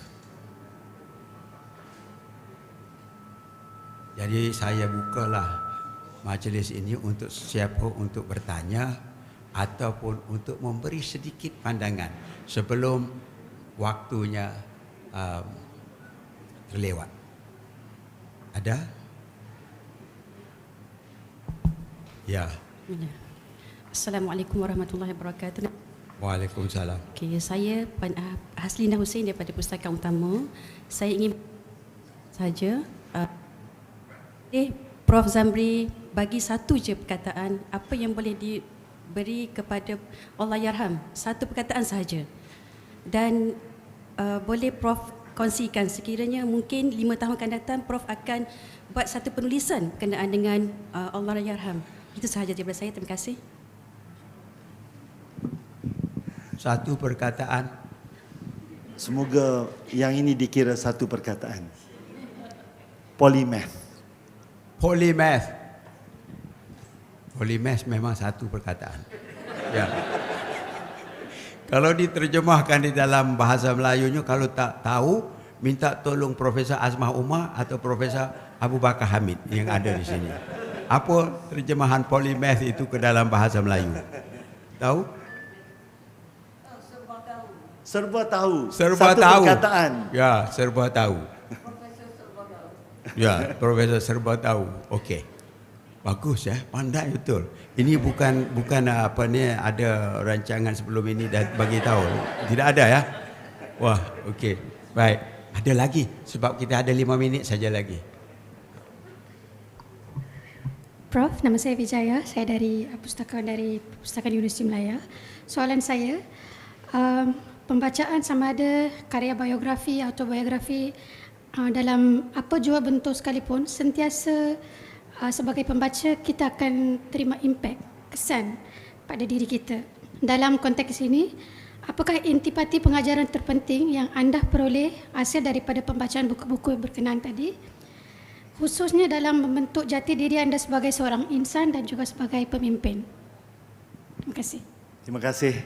Adalah terlalu tidak adil untuk memberikan jawapan ringkas untuk seorang yang sangat besar, tetapi membaca karya Pak Ungku adalah menumbuhkan peribadi, memperkuatkan peribadi, kerana setiap kali itu Pak Ungku di dalam bahasa yang mudah mengajak kita untuk menjadi kuat, untuk menjadi bahawa siapa pun akan dapat menjadi kuat.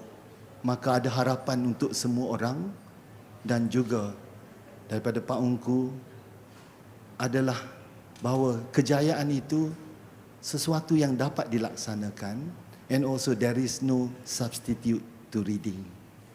Books and reading adalah sesuatu yang tidak ada gantinya atau jalan singkatnya, walau generasi mana sekalipun, walau berlalu zaman dan beredarnya zaman tersebut.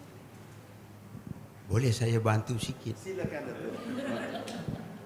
Saya banyak belajar dari Allahyarham Pak Ungku. Pertama sekali apabila saya menjadi dekan di Fakulti Pergigian pada tahun 1987. Some of you tak lahir pun lagi. Dia panggil saya ke ofisnya. Dia bilang, Dr. Hashim, saya mau pergi ke Korea, wakili saya untuk bercakap mengenai liberal education. Saya bilang sama Pak Ungku, saya tak pandai Pak Ungku, saya Dr. Kiki. Ini liberal education dengan sastranya, dengan humanity, dengan social science, saya tak pandai. Pak Ungku Aziz bilang sama saya, kamu boleh. Bila dia bilang kamu boleh buat, saya pun berfikir, ini orang yang bijaksana. Dia telah mentafsirkan bahawa saya boleh buat. Maka saya percaya kepada kata-katanya itu, dan saya percaya kepada diri saya sendiri. Jadi apa yang dikata oleh Ungku Aziz itu membuat saya percaya pada diri sendiri, percaya bahawa saya bisa berbuat apa-apa yang saya mau buat. You can do whatever you want to do. Maka saya pergi. Apabila pergi ke Korea, dalam kapal terbang saya sibuk memikirkan apa yang hendak dikata. Saya tulis dan tulis dan tulis dan tulis. Tapi bila sampai di Korea dan saya bercakap tentang kemanusiaan, tentang humanities, tentang social science dan juga liberal education, orang-orang Korea tepuk tangan tak habis-habis sampai saya tak bisa bercakap. Saya bilang kata berhentilah bertepuk tangan supaya saya dapat bercakap. Kemudian bila saya pulang dengan rasa yang sangat boleh berdiri di atas kaki pribadi sendiri, walaupun itu bidang saya. Dan saya pulang, saya bagi report kepada Allahyarham Ungku Aziz. Saya bilang sudah berjaya Pak Ungku, terima kasih banyak.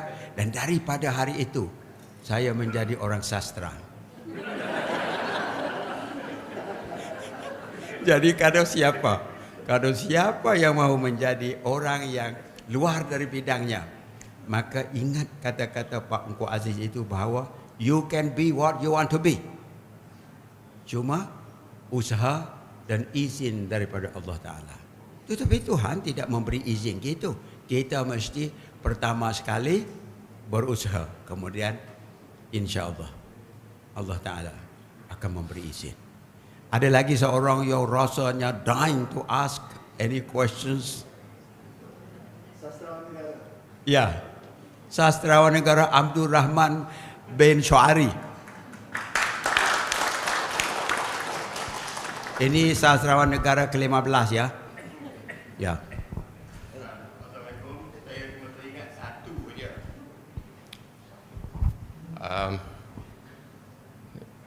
Profesor Datuk Hashim Yaakob sebagai dekan pada masa itu Fakulti Pergigian menganjurkan satu majlis cerita jenaka. Dan majlis itu dihadiri oleh Pak Ungku, dan antara katanya ialah kita mesti mengimbangi antara kesedihan hidup dengan jenaka. Kalau susah, ketawa juga. Kalau malu nak ketawa seorang diri, tak menentu, takut orang tengok, masuk dalam bilik air dan ketawa juga. Dan saya amalkan itu. Ya, I mean ketawa, laughter is the best medicine, isn't it? So salah. Okey, satu last soalan lah. Sebab saya nak tutup cepat ini. Sebab kita nak ada benda lain, pelancaran ya. Lagi satu soalan. Siapa yang rasanya nak sangat-sangat kalau saya tutup sekarang, maka dia akan terasa macam pulangnya nanti tidak hapus dia datang kat sini, tidak berbaloi dia datang kat sini. Okey. Cepat. Siapa dapat? Ya. Profesor, itu Profesor Ramesh dia angkat tangan. Silakan Profesor Ramesh. Saya dari jauh saya sudah tengok. Tengok dia angkat tangan. Oh, dia lambai kepada timbalan naib Chancellor yang atas ini. Bukannya saya baru-baru ini ya, Profesor Ramesh pergi ke universiti saya dan dia beri satu ucapan, satu persembahan mengenai the importance of research. Kalau siapa mau buat research, mau pandai buat research, pergilah minta paper dia. Saya nak minta paper dia, boleh Prof? Sebab kami sangat-sangat suka bila dia betul. Oleh kerana tidak ada, bolehkah penelaah untuk bertanya? Ya. Permintaan. Ya. Tadi ada satu puisi yang saya lihat dari buku yang biru itu. Apakah boleh disampaikan oleh orangnya sendiri? Oh, kalau menulisnya boleh, maka mendeklamasi pun lagi boleh.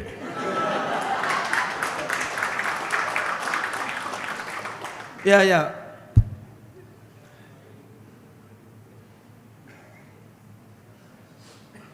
Ini sudah dirancangkan ini. Saya telah menulis satu buku lama dulu, Pak Ungku Aziz, yang ada dalam tadi. Dan puisi ini saya tulis setelah Dr. Zamri jatuh di dalam liang kubur untuk pengkebumian Allahyarham. Sebab pada hari kepergiannya itu hujan lebat, bukan? Jadi liang yang telah disediakan itu penuh air, dipenuhi oleh air. Maka digali another one. Zamri itu mengangkat keranda kan, Zamri, dan dia tidak lihat benda ini, dia terjatuh ke dalam yang liang yang ada air itu. Ini orangnya yang kasih, dan saya pada Ungku Aziz sampai dia berebut-rebut untuk memikul kerandanya. Saya tidak ada pada waktu itu sebab saya di luar daripada negara ini. Tetapi setelah itu kita masih ingat ya, kita pergi ke kubur ya, dan kita terkejut. Kita sangat terkejut melihat bahawa Allahyarham dikebumikan di tempat itu. Saya menyangka bahawa Allahyarham ini orang besar, the grand old man of this country. Pastilah kami memikirkan dia akan diberi penghormatan yang besar juga, iaitu untuk diberikan tempat yang lebih tinggi daripada itu. Maka kita pun menulis puisi ini, Zamri, saya baca ya sebab you yang meminta. Puisi buat Pak Ungku Aziz. Semalam aku ke pusaramu, bukan di makam pahlawan, tapi di tanah perkuburan Islam Bukit Kiara. Bersemadi Pak Ungkuku di lot B0761. Nak cari pun payah. Dan dalam tafakur Al-Fatihah kulihat perwira perkasa, penabur jasa. Dan ku terkenang kemurniaan jiwa setinggi puncak titi wangsa. Ku doakan kau sejahtera. Itulah Pak Ungku Aziz. Pada kehidupan, tidak berkebesaran memakai gelaran. Pada persemadian, bersama jelata, marhain pun juga. Dan kau Pak Ungku mengajar mengharap bangsa memelihara integriti, membersih jiwa, berdikari, percayakan diri. Kini manusia di sini sedang bersengketa mereka. Korupsi melanda-landa akibat retak minda. Bahagiakah kau, Pak Engku, sewaktu hayatmu, atau berkesal hati pada harapan tidak kesampaian? Kini kau berjalan pulang ke alam abadi. Dan ketika kau berjalan pulang, aku tidak perlu berkhawatir kau akan tersesat jalan. Aku tidak perlu berkhawatir engkau akan tersesat jalan. Karena kau membawa banyak bekalan, penyuluh laluan. Dan ketika kau berjalan pulang, Pak Engku, kami meredakan melepaskanmu dan mengucap selamat pulang, Pak Engku yang terbilang.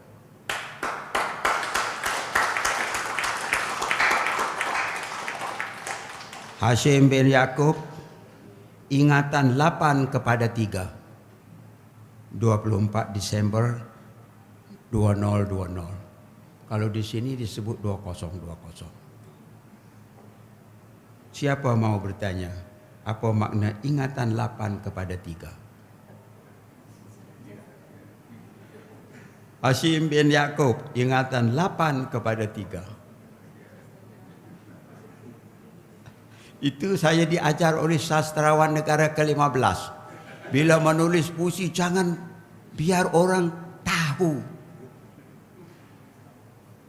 Dengan segera bila membacanya, dia bilang biar orang teka, biar orang teka. Tapi dia sendiri pun tak dapat teka, saya rasa sekarang ini. Zamri, boleh kamu? Apa itu maksud dari 8 kepada 3?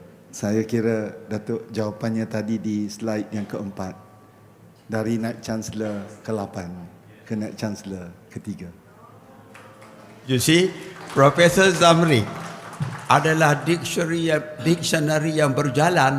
Dia telah mentelaah semuanya, termasuk puisi yang saya tulis.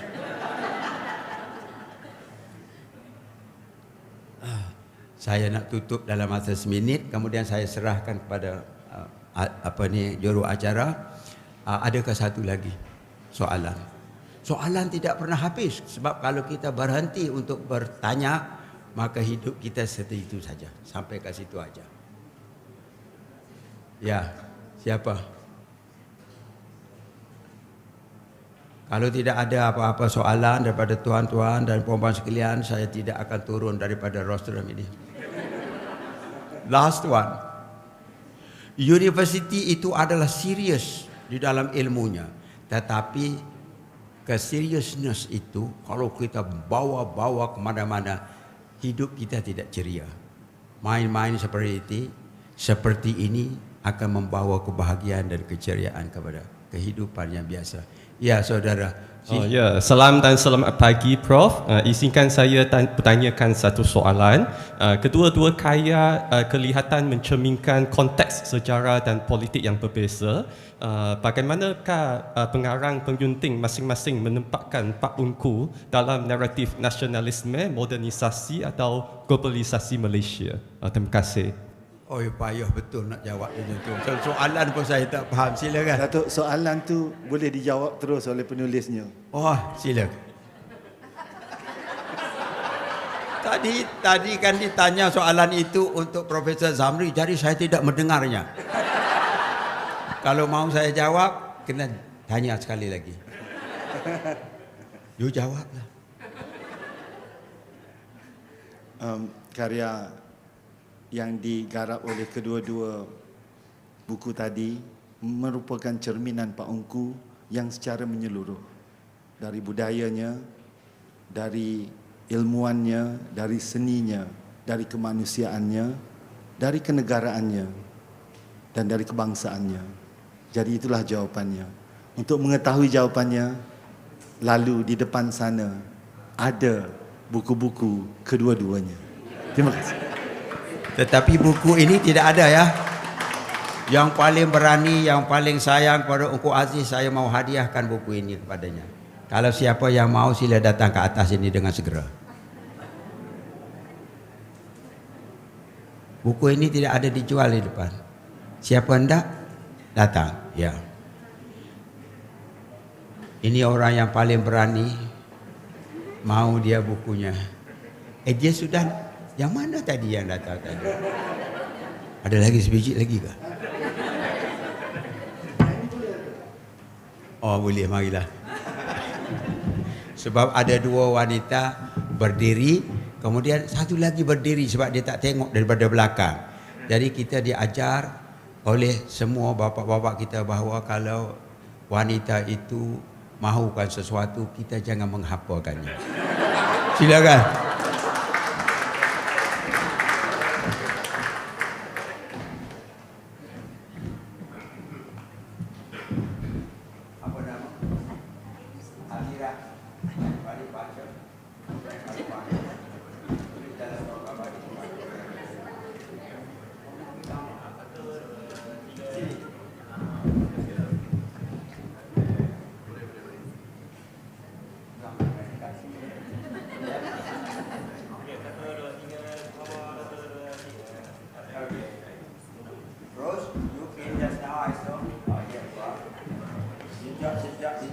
Pantai Zaman. Oleh Profesor Engku Aziz. Terus.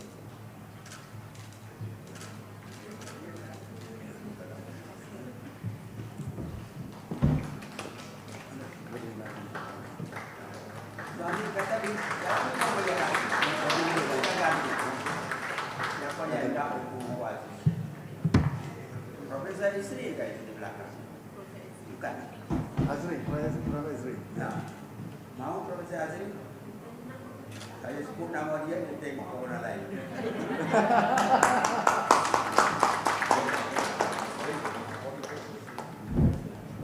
Mari dalam.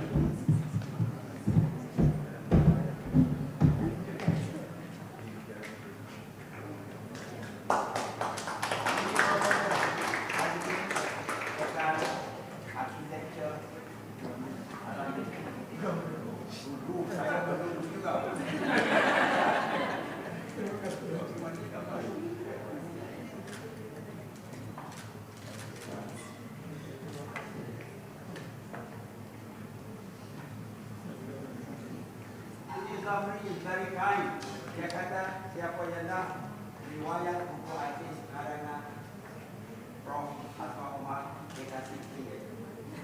Kalau di situ kena beli. Ini extra beli ya. Extra beli. Bukan. Apa ya? Udah. Tapi kena baca. Isi buku-buku ini saya beritahukan. Should be for self-improvement, tetapi bukan untuk share.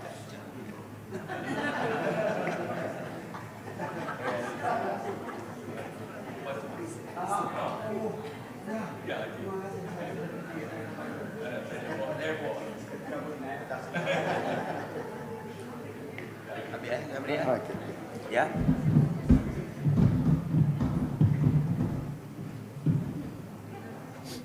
Tan Sri Zeti, Prof.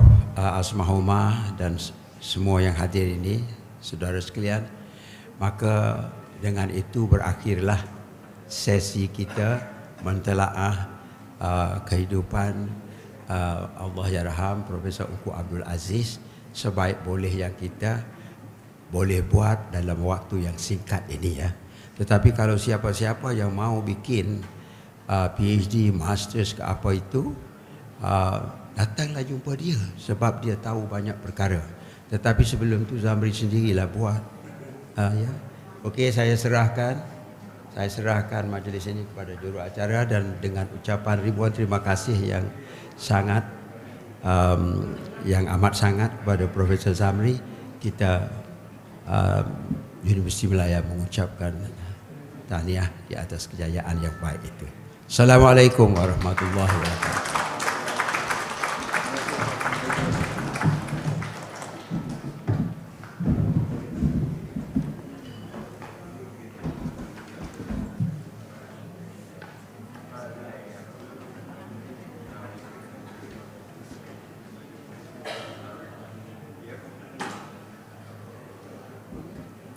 Alhamdulillah, majlis merakamkan setinggi-tinggi penghargaan atas kupasan dan perkongsian yang begitu syarat dengan makna dan penghayatan sebentar tadi. Majlis pada pagi ini hampir ke penghujungnya. Terima kasih diucapkan kepada yang berbahagia Kapten Datuk Profesor Emeritus Dr. Hashim Yaakob dan yang berusaha Profesor Dr. Zamrul Razi atas perkongsian ilmu dan pengalaman berkaitan buku yang ditelaah pada hari ini. Tidak lupa juga kepada semua yang hadir bagi memeriahkan majlis ini. Untuk makluman, para hadirin dijemput untuk mengunjungi mini pameran mengenai Profesor Diraja Ungku Abdul Aziz yang dianjurkan oleh Perpustakaan Universiti Malaya dengan kerjasama Ungku Aziz Center for Development Studies. Terdapat juga pameran Portraits of Ungku Aziz yang disediakan oleh Pejabat Timbalan Naib Chancellor Hal Ehwal Pelajar, reruai dari pihak penerbit UM, Dewan Bahasa dan Pustaka serta Sastrawan Negara Datuk Rahman Syahari. Di samping itu, para hadirin juga dijemput untuk menikmati jadual jamu ringan di kawasan yang telah disediakan. Dengan itu, dengan penuh hormat, saya mengumumkan bahawa majlis telaah UM pada hari ini secara rasmi ditutup.